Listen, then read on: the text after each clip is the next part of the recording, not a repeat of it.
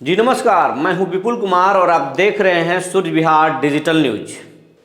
अगर शिक्षा विभाग के अपर मुख्य सचिव के पाठक के बारे में कुछ बोलते हैं और मीडिया में कहने की कुछ हिम्मत करते हैं तो ज़रा संभल जाइए। आप पर लीगल नोटिस हो सकता है, आपके खिलाफ कोर्ट में मुकदमा हो सकता है, क्योंकि ये के पाठक हैं।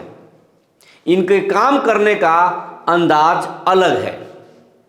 न ये विधायक से डरते हैं, न ये मंत्री से डरते हैं। इन्होंने तो शिक्षा विभाग के शिक्षा मंत्री को ही दफ्तर छुड़ा दिया था। ये हम नहीं कर रहे हैं, ये बहुत दिनों तक चर्चा में रहा था। शिक्षा विभाग के शिक्षा मंत्री चंद्रशेखर और अपर मुख्य सचिव के पाठक के बीच में जब विवाद हुआ तो शिक्षा मंत्री को पीछे हटना पड़ा था। लालू जी के पास जाकर रोना पड़ा था कि मेरे साथ ऐसा हो रहा है, और अपर मुख्य सचिव कुछ नहीं सुन रहे। शिक्षा मंत्री के आप्त सचिव को के पाठक ने दफ्तर में घुसने से मना कर दिया था, लेकिन कुछ भी नहीं हो पाया। लालू के दखल के बाद भी शिक्षा मंत्री को न्याय नहीं मिला और अपर मुख्य सचिव डटे रह गए और अपने पद पर बने रह गए। यहीं से अपर मुख्य सचिव के पाठक की पहली जीत हुई। अब क्या कहना था पाठक बाबा, इसके बाद आगे बढ़ चले। एक के बाद एक कई फरमान जारी किए। शुरुआती दौर में तो शिक्षा विभाग के कई शिक्षक नेता जिला से लेकर प्रदेश तक कुछ न कुछ रोज बयान दे रहे थे, और जैसे के पाठक से उनको कोई डर नहीं लगता है। और के पाठक इसको भांप गए थे कि सबसे पहले इनके जुबान पर ही ताला जड़ना होगा और तब ही हम अपने काम को अंजाम दे पाएंगे। उन्होंने मीडिया पर बात करने से साफ रोक लगा दी और एक पत्र जारी कर दिया कि अगर कोई शिक्षक, कोई कर्मचारी अगर मीडिया में कोई भी बयान देता है विभाग के खिलाफ तो उसके खिलाफ सख्त कार्रवाई की जाएगी। कोई संघ नहीं बना सकता है। हुआ भी।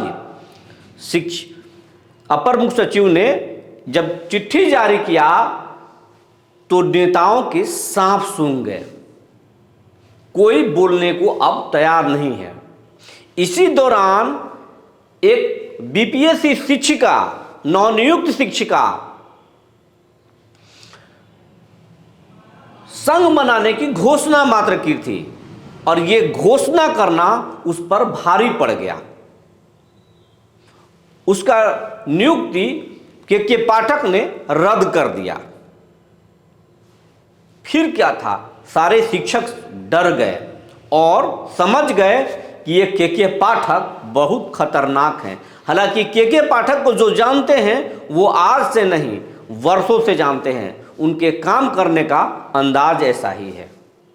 ये ईमानदार पदाधिकारी हैं, वो किसी की नहीं सुनते, उनको जो मन करता है वही करते हैं। लेकिन शिक्षक इससे अनजान थे।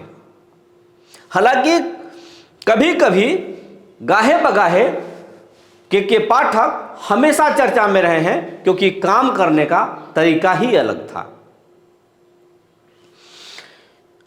फिर जब शिक्षक नेताओं की जुबान पे ताला जड़ा तो शिक्षकों के पक्ष में खड़े हो गए बिहार के एमएलसी, और उनके समर्थन में सीपीआई एमएलसी संजय कुमार सिंह ने मीडिया में जमकर बोला। इसके बाद के पाठक ने एमएलसी के पेंशन रोक दी। मामला यहीं तक शांत नहीं हुआ। बिहार के 15 एमएलसी राज्यपाल से मिलने चले गए, मुख्यमंत्री से मिलने की कोशिश ही करते रहे, लेकिन अभी तक मिल नहीं पाए। इसी दौरान कांग्रेस की एक विधायक, महिला विधायक प्रतिमा दास के पाठक के खिलाफ कुछ बोल दी। के पाठक ने अब कांग्रेस की महिला विधायक के खिलाफ लीगल नोटिस भेज दिया है। और यही नहीं, कई मीडिया संस्थानों को भी के पाठक ने लीगल नोटिस थमाया है। मामला अब गर्म हो चुका है। के पाठक के खिलाफ पूरा माहौल तैयार हो रहा है। पहले से शिक्षा मंत्री खार खाए हुए हैं, बिहार के 15 MLC खार खाए हुए हैं, इससे भी ज्यादा संख्या MLCओं का। और अब सबसे ज्यादा खतरनाक यह है कि महिला विधायक के खिलाफ जब लीगल नोटिस के पाठक ने भेजा है, इससे विधायकों में भारी रोष है, क्योंकि आप विधायक को लीगल नोटिस नहीं भेज सकते। ये विधायिका का अपमान है। ये हम नहीं कह रहे हैं, ये सूर्य विहार नहीं कह रहा है, ये विधायकों का कहना है। और विधानसभा सत्र शुरू होने के बाद के पाठक को विधानसभा में बुलाने की तैयारी है। और अब सभी दल के विधायक के पाठक के खिलाफ गोलबंद हो रहे हैं और किसी भी वक्त सीएम नीतीश कुमार से मुलाकात कर के पाठक की शिकायत करेंगे। और अब उम्मीद जताया जा रहा है कि जब विधायक गोलबंद होकर सीएम से मिलेंगे तो सीएम को के पाठक के खिलाफ एक्शन लेना ही होगा।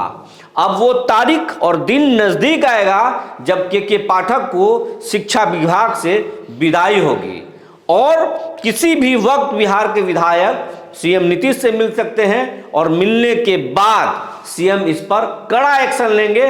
उम्मीद जताया जा रहा है कि 1 महीने के अंदर के पाठक को शिक्षा विभाग से विदाई हो सकती है।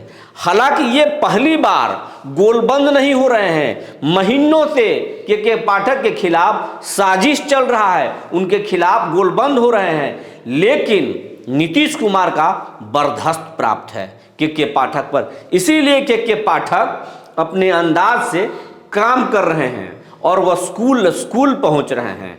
कभी काम से डर नहीं रहे हैं, वो अपने काम को अंजाम दे रहे हैं। लेकिन नीतीश कुमार हैं के पाठक जी, आपको भी समझना होगा।